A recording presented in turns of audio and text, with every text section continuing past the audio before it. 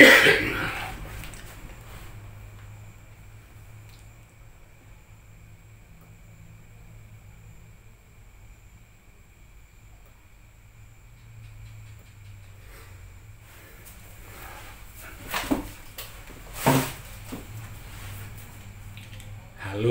selamat malam. Jumpa kembali dengan channel GKJ Wolo bersama saya Doni Setiawan. Berkat Tuhan, kasih Tuhan, anugerah Tuhan melimpah menggenangi hidup dan kehidupan saudara-saudara dimanapun saudara berada, yang jauh, yang dekat, yang sedang santai atau sembari beraktivitas apapun. Berkat Tuhan senantiasa ada. Terima kasih untuk saudara-saudara yang telah berkenan untuk mensupport channel GKJ Wolo. Juga nanti di kolom deskripsi saya akan cantumkan beberapa informasi untuk support terus berkembangnya channel GKJ Wolo. Nah, saudara-saudara, seperti yang video yang lalu, kalau saya pakai baju kayak ini, baju ini batik yang tidak begitu batik, hem, saya akan berbicara bukan khotbah, bukan renungan, bukan sapaan, bukan pengajaran, tetapi menyampaikan pemaparan, pemahaman atau unek-unek terkait dengan kehidupan. Dalam hal ini relasi antara gereja, masyarakat, budaya, situasi dan lain sebagainya, atau pandangan umum. Tetapi untuk konten kali ini ada keterkaitannya dengan situasi di gereja. Nah, saudara-saudara, ini tanggal 27, besok 28, besoknya 29.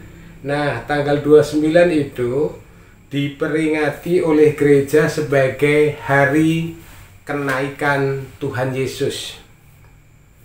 Hari kenaikan Tuhan Yesus. Memang tradisi dalam kehidupan gereja, kenaikan Tuhan Yesus tidak seheboh Natal atau Paskah. Tidak ada panitia yang dibuat, tidak ada peringatan yang dirancang sedemikian heboh, tidak ada tambahan dana, pokoknya biasa-biasa saja. Mengapa demikian? Lain waktu.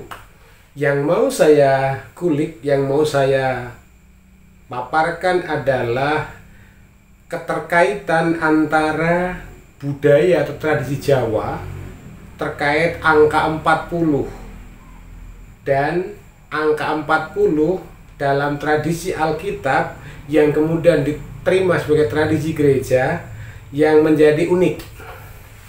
Mengapa unik? Dalam pemahaman gereja, Tuhan Yesus setelah mati lalu bangkit atau mengalahkan maut, 40 hari kemudian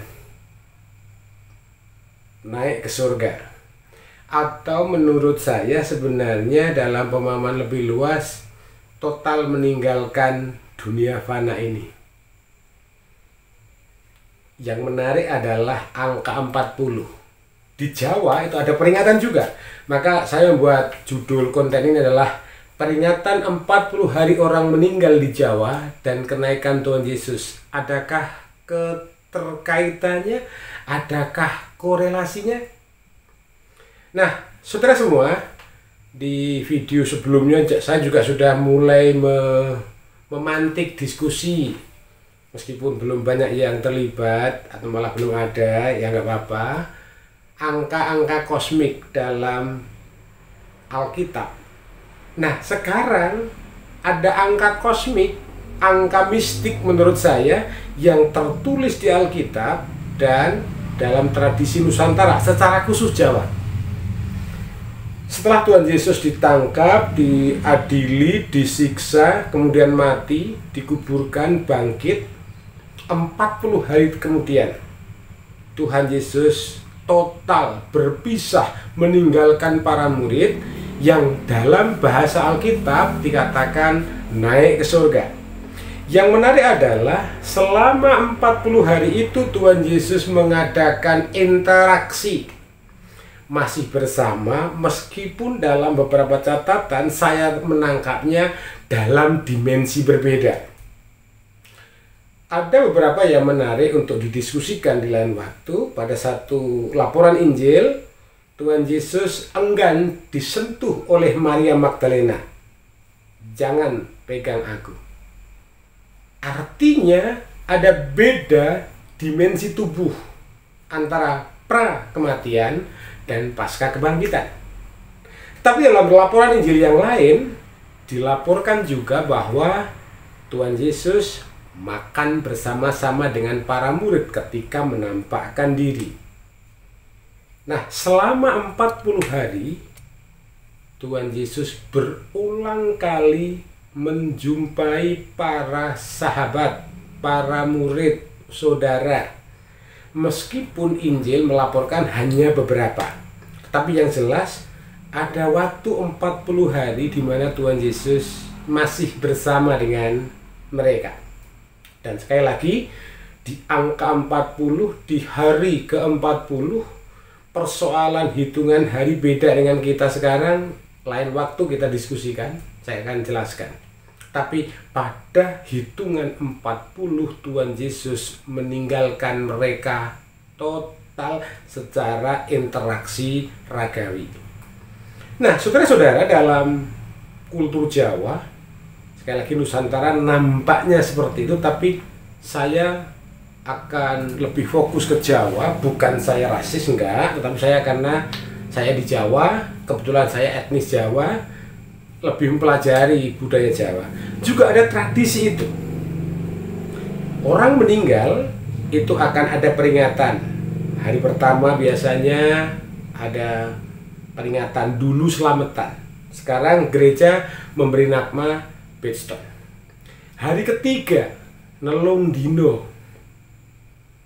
Lalu hari ketujuh. Nah, yang ketemu adalah 3 hari dan 40 hari. Itu sebenarnya 4 dan 3 itu adalah 7. Dalam pemahaman Jawa, ruh sukma orang yang meninggal dalam hitungan sampai dengan 40 hari masih ada di sekitar keluarga atau rumah.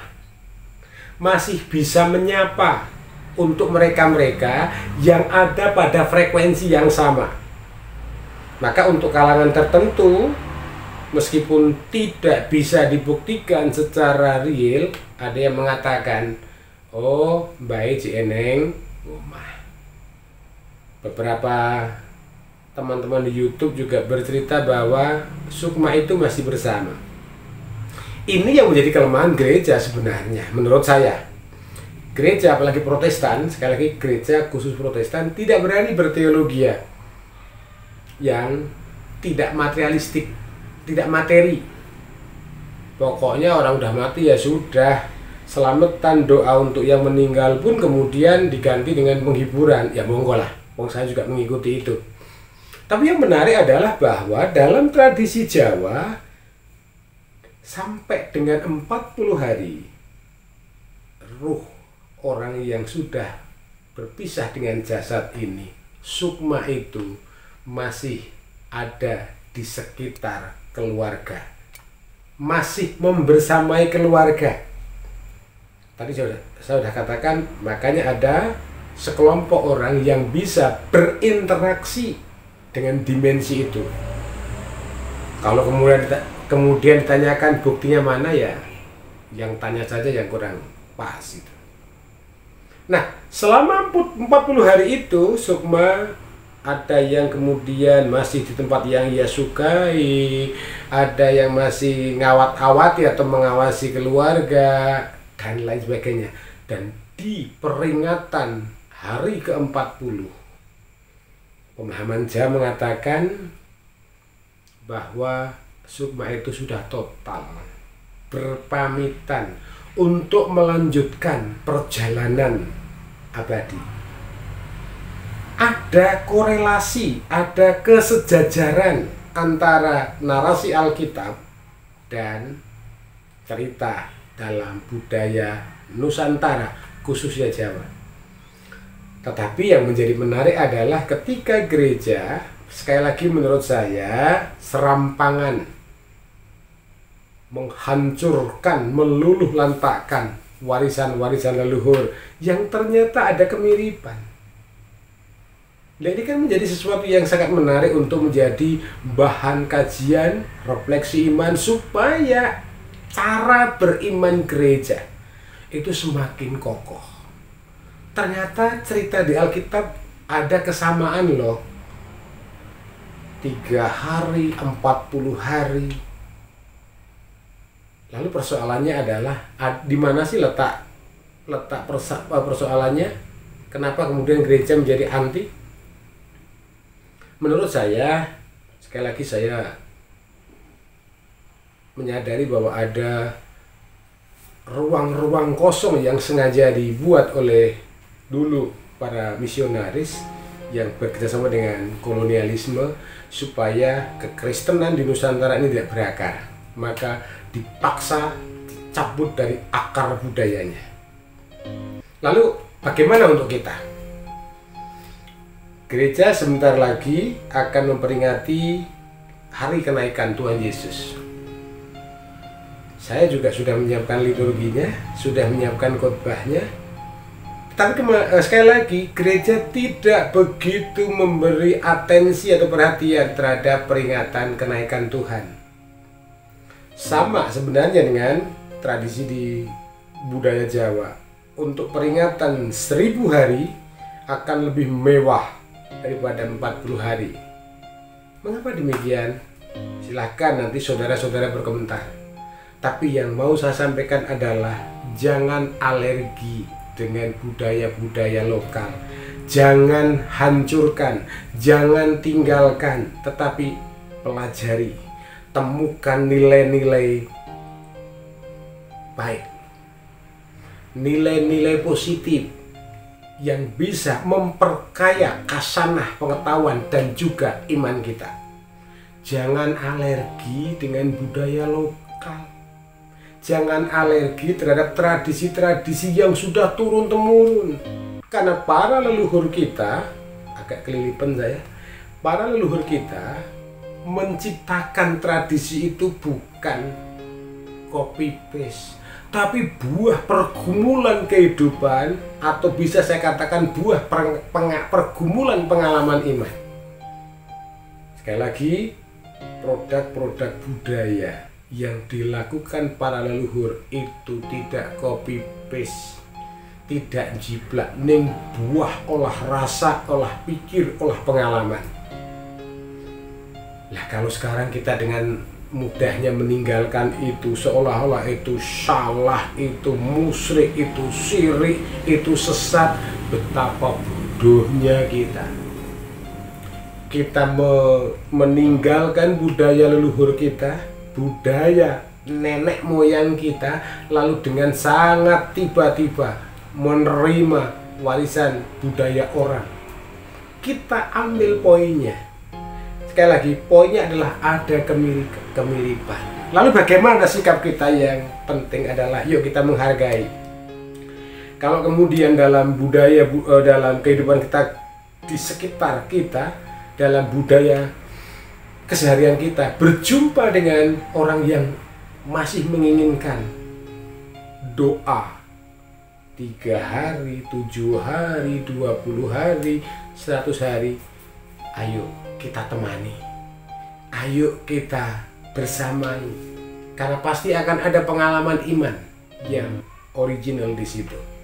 Jangan anti, jangan apatis, tetapi pelajari, dalami, temukan sesuatu yang luar biasa, karena di situ pasti ada Sang Ilahi yang berkarya. Wong Tuhan Yesus saja juga 40 hari diperingati kok. Lalu ketika leluhur kita sudah pulang dalam keabadian, mau diperingati dimarahin.